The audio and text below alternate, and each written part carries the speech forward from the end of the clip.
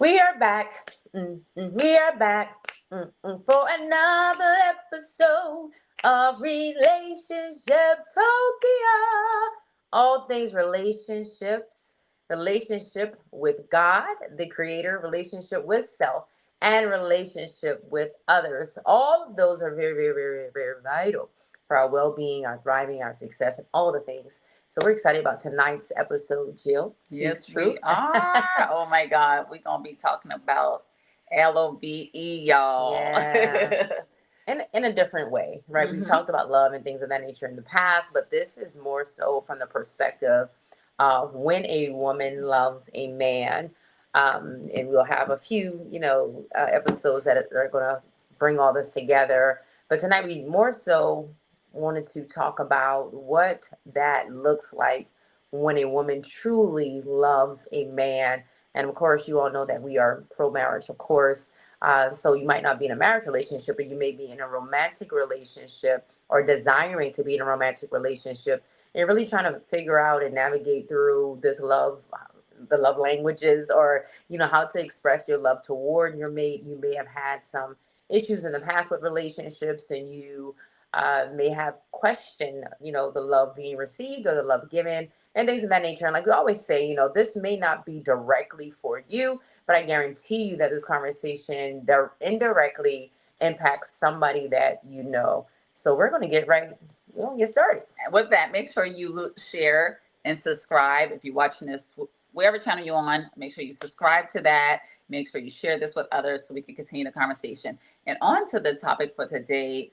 The reason why I want to talk about this because I feel like love is so misunderstood. When we think about love, a lot of times it's just all about the passion that we feel, is about the attraction that we have. And a lot of times, let's to be honest, with all due respect, what we're finding in our studies and over the years with clients and even in our own relationships, that a lot of people have no idea what love is, and love is thrown around a lot loosely and really without the proper context. And we've had many studies on it, but today we're going to come from a different perspective. And the first thing, and we got a list, because you listen, y'all need to grab your pen and your paper, because we love to give tips. As we like to say, this is a training grounds for healthy relationships. So you want to take this information. So the first thing I want you to know as a woman, and guys, y'all can listen up so you can know this too, because you may need to be, just because we're speaking in this is directed to the woman perspective. Right. You still can take this information and share it with your wife, because a lot of women do not know. And you guys hopefully are listening to this podcast together. Say, hey, babe, this is a cool podcast I've been checking out. And you just kind of start sharing. And that's another way for y'all to connect as well. So the first thing I want you to know is that for men really, love is cute. But at the end of the day, men really want respect. And that's my first tip for you, is to first understand that when we say when a woman really loves a man, she knows how to respect that man. Yeah. And the truth be told, like I'm saying, I see so often, so many women don't know what respect looks like to a man. And so let's just unpack that really quick. One thing that is like, as you have to respect his perspective, his influence, his opinion, and you have to avoid the temptation to want to disagree with him or bring your opinion or perspective to the table when he is giving a directive or is making a statement.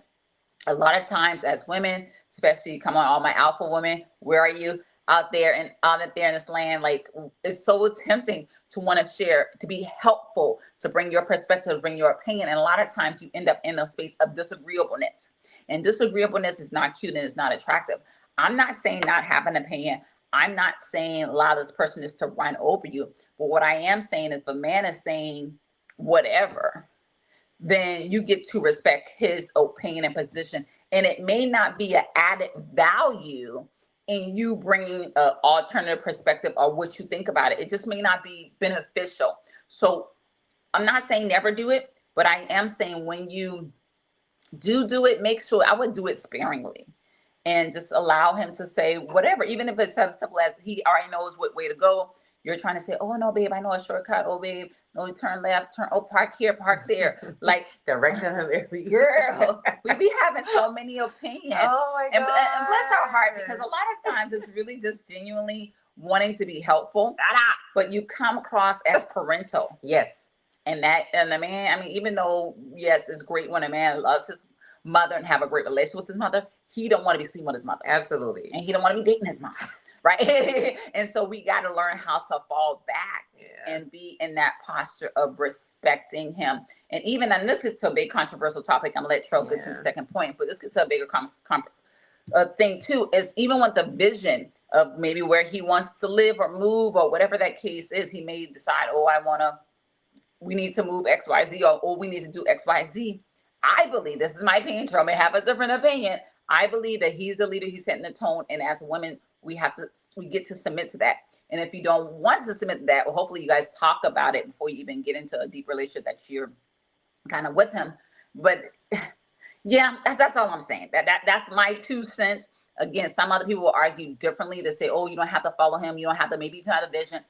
I'm saying the man is the leader. If you don't trust him to be the leader, then you shouldn't be with him. You shouldn't be dating him. You definitely shouldn't marry him. So make sure that you're aligned with somebody that you can respect and that you do trust. And Tro's going to give you some more information as we go through these tips today on how to navigate, because even though we're letting him lead, it doesn't mean that he's always going to be right. So I said enough about the respect. I got something to say about that though, because many women are in positions where they don't feel like their men are leading. And I know, because I've had many clients that have gone through this, and it's very hard for them to respect the man when he's not leading. And there are various reasons why they feel like he's not leading or why he may not be leading.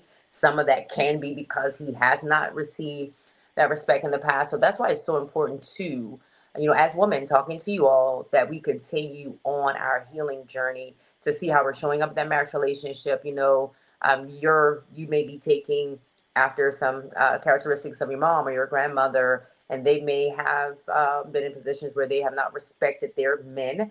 Maybe they were married to more passive men, and just because men are passive, that doesn't mean that they shouldn't be respected or that they don't come off as a leader. But sometimes you may find that more often than a man that's an alpha type male, it may be a little harder to offer that respect, especially if there are things in your past, talking to the woman, that challenges you in that area and making it harder for you. So there's so many dynamics to that when it comes to the respect. What I do know though is that the head of every wife is her husband, and the head of every husband man is Christ. So if that order is misaligned, we're automatically going to have some problems right then and there, right?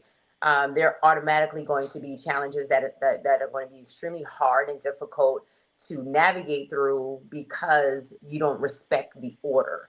So I feel like before we can even say respect the man, as women, as wives, we have to understand the order that God allowed and that the Apostle Paul talks about in 1 Corinthians when it comes to the headship and the leadership of the home. So I feel like, Joe, we have to reconcile with some of these things and understanding that. And I believe when we do that, we are better able to offer respect to our men and to our husbands. So with that being said, hold on, we're gonna have to do it. This might be a 2-part series right here. We're gonna go over 2 probably today.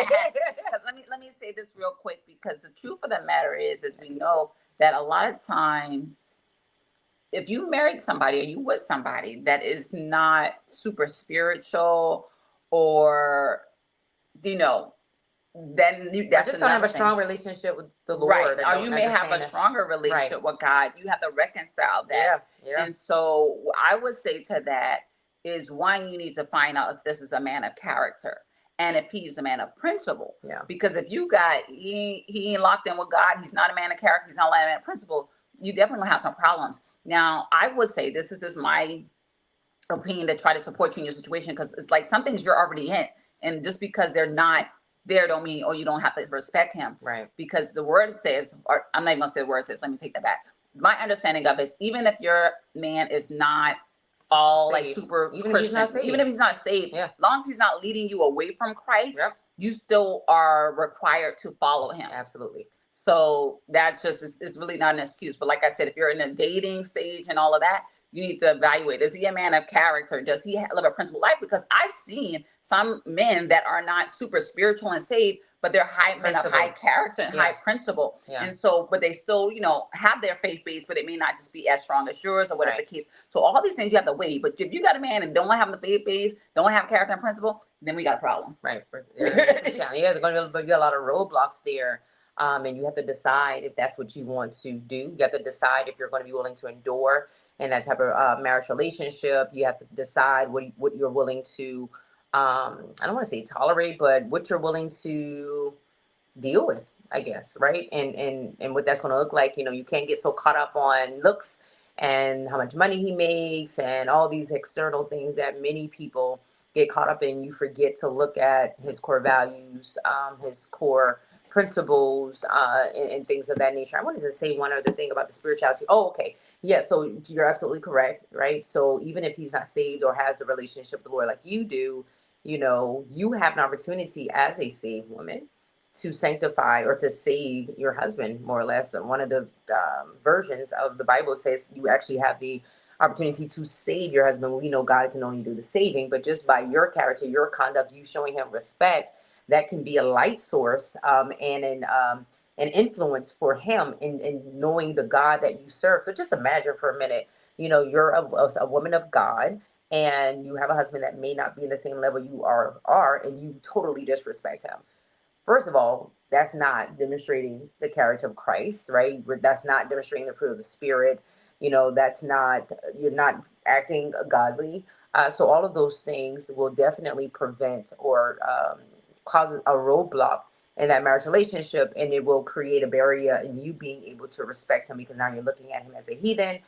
Sometimes, women in that position become self-righteous and operate in contempt, because they feel that they are higher spiritually. Some women get married thinking they're going to change the man, all these things. And I'm just going down a rabbit hole now, but let me just go on the second one. So there's a lot we can really talk about when it comes to respect. For So sure. we might have to, do follow up when we do the next series here, or the next episode. So the next one is prioritizing his needs. Number two. So we're probably going to go over two. What do you Okay. think? Okay. Yeah. And we'll Have to do a part two. yeah. So prioritizing his needs, and I can already hear some of my alpha women, some of my strong, successful, black women and women of color, minorities, and my other sisters out there. But sometimes we get that stigma. I can already hear you saying like, "How do you mean prioritize his needs? I got needs too." Absolutely, you do. But right now, we're saying prioritize his needs, and basically, sometimes you have to put your desires to the side. Sometimes you have to put your objectives, your goals, to the side, and letting him know that you are a priority in this moment. Maybe he wants to go back to school. Maybe he wants to, get a different job, or get a job that maybe pays a little less. Maybe he just needs you in that moment. So maybe you are someone that, you have a full life, you have friends, you have, siblings, and you do things with your family and friends, often. And he probably don't say too much. He kind of just let you do things because he doesn't want to control you. He doesn't want you to feel that, you have to be joined at his hip or anything like that. But we have to understand and know when our men needs us, and we have to be able to let and to demonstrate that their needs are just as important and a priority than some of our needs and our desires are at times. So not only do we show that by what we do or don't do, right? But we also show that by what we say, making sure that he understands that, babe, you are a priority, right? What you're desiring to do is a priority in this moment, where your life is, his goals, his dreams, his aspirations. And it's very important that we demonstrate that by our behavior. So even if there's something that he wanted to do, and you had something you desired, and you went along with him because we're telling you that that's probably what you should do. You shouldn't be huffing and puffing and having an attitude like, oh my god, I'm ready to go, oh my god, I really didn't want to do this, and oh my god, we should have done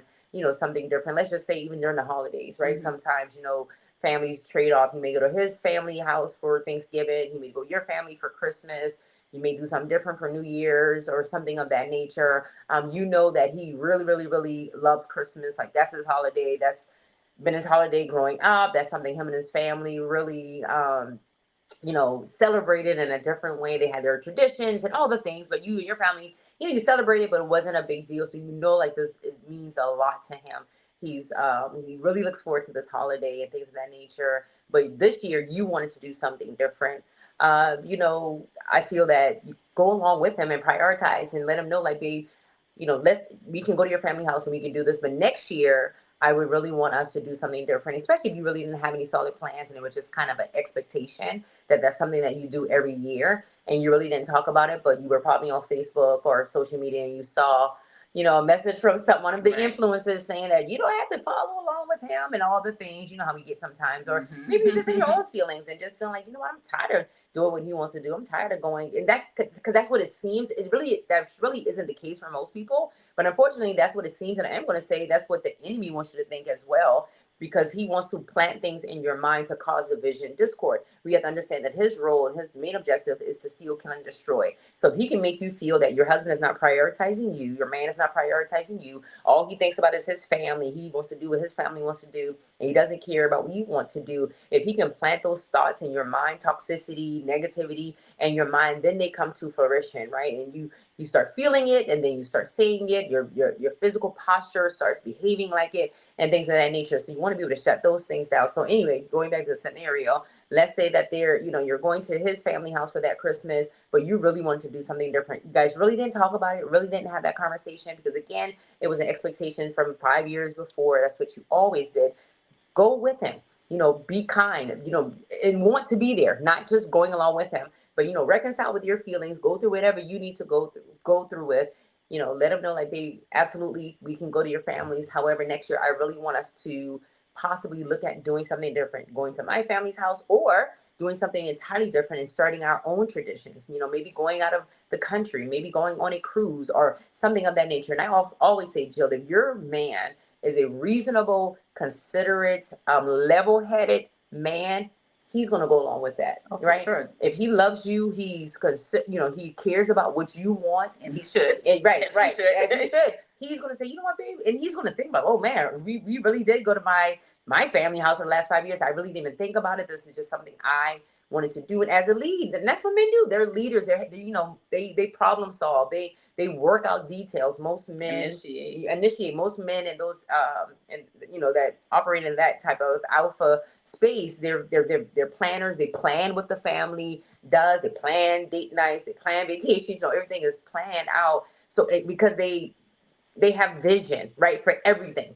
So that's how they think. So most men are not thinking about, this is what I want to do and I'm being selfish. They're like, okay, this is our plan. This is what we're going to do. This is where we're going to go. This is who we're going to be around. And I personally love that energy from a man. I thank God that my husband is like that, because I don't have to think about anything. And as a matter of fact, I'm going to say this, we went out, we were supposed to meet a couple, but they ended up not being able to come because something had happened and they had to take care of some things. But we got in the elevator coming out of the restaurant, and I just got in the elevator because he's with me. So when my husband's with me, like, all guards are down. I don't need to be strong. I don't need to be any of that. I'm just like, just soft and pink. I'm just there, right? So we got in the elevator and we were getting out. He said, you just don't pay attention to anything. He said, you just get in the elevator. You got the other guy pushed the button because somebody was in there with us, but he was there. Like, I'm cool. I don't care who's around me. If he's there, I know I'm good. So he said, other guy pushed the button. You just go it along. I say, babe, you're my brain. I say, when you're with me, like, I don't have to think. And we just started laughing because, I'm like, if I have to think about every little thing, and you're my strong arm, you're my leader, you're my head, why are you here? Now we're gonna have to have a whole conversation about that, because that's like being in your feminine energy. Yeah. Because I think a lot of times women don't do that, and then we really always like trying to, and we end up trying to lead and initiate, and it becomes a conflict. So, and that's a level of respect, and that's a level of prioritizing his needs as it pertains to, you are the head. I'm showing you are taking charge. I have no problem with that, right? And I feel like women, again, talking to you, when you're comfortable in your skin, when you're comfortable in who you are, your value, your worth, even if you're an alpha female like myself, and successful and things of that nature, you don't mind your man taking the lead. Yeah, that's good. Yeah. That's good. Let me add this. That was really good. I love what she talked about, the prioritizing. I would say some of the other things, in addition to that, don't forget prioritizing his emotional needs. Yes. Prioritizing his sexual needs. I didn't get into that one yet. Okay, physical needs, I'm right saying on this. And it was one more thing I was going to say. But those areas too, you want to think about, like, make sure that you're creating the space and time to cater to those needs And just like we say, prioritize his needs. Sometimes, as Cheryl's saying, you have to put aside what you got going on to put time and energy towards that man, and show him that just due respect, time, energy.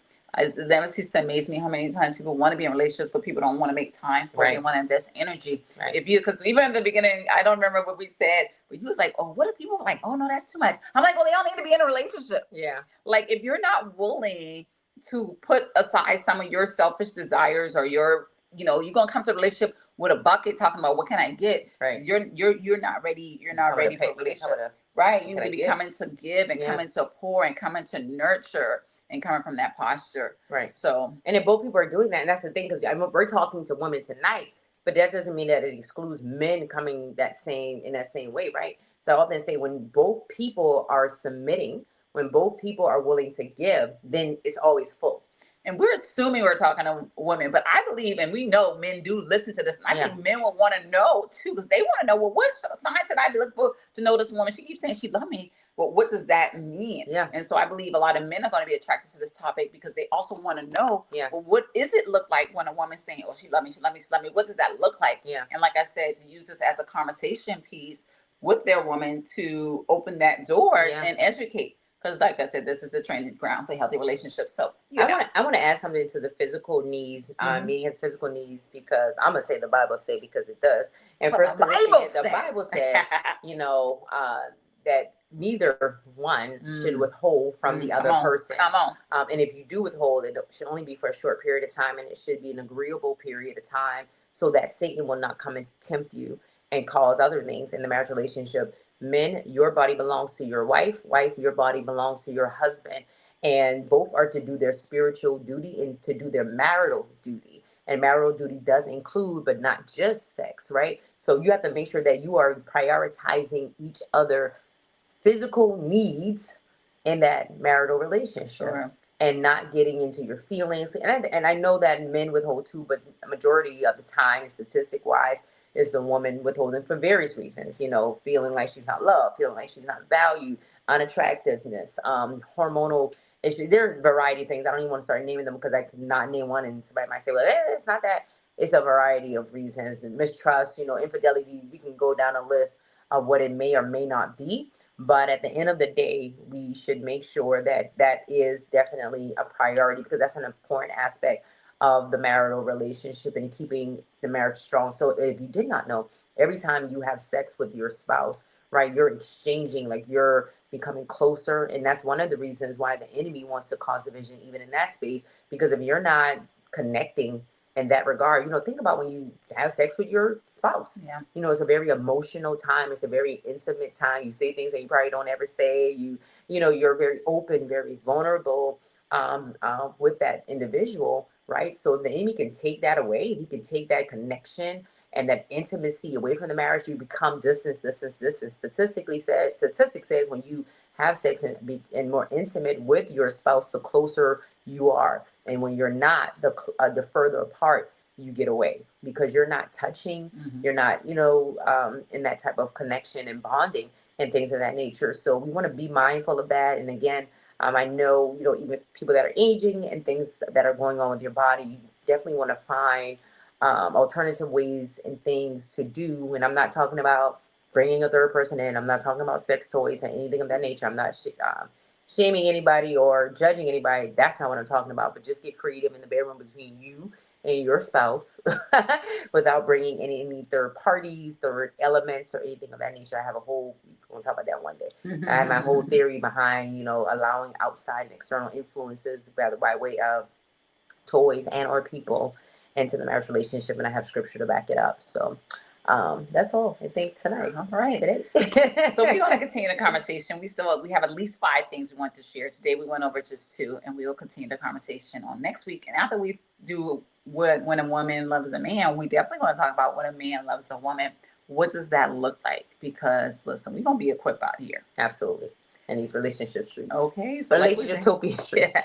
As we said, make sure you subscribe to wherever you're watching this. Make sure you share this out to somebody to have a conversation with, or on your page, or wherever.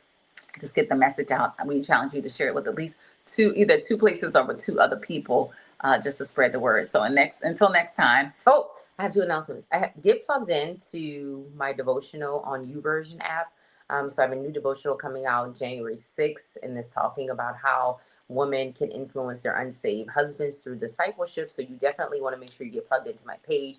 If you just go to the YouVersion app and look up Terrell Ravenel, I'll pop up and subscribe there. I'm also planning a prayer challenge, the 31-day Wives Who Win prayer challenge that's starting on January 1st.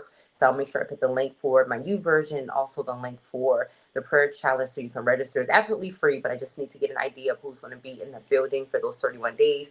We're going to be fasting and praying for our marriages, for ourselves as wives and as women, as we prepare, as some prepare for marriages and things of that nature. It's going to be an amazing time. I've done it like every year. I think I didn't do like a couple years because of life be life, but I've been doing it annually, and we praying. We get up every day praying together live, 31 days. So pray for me. Pray my strength in the Lord as I prepare for that January 1st. All right. Well, that's time. That is it. That's all. Until next time. Peace. Peace out. Bye-bye.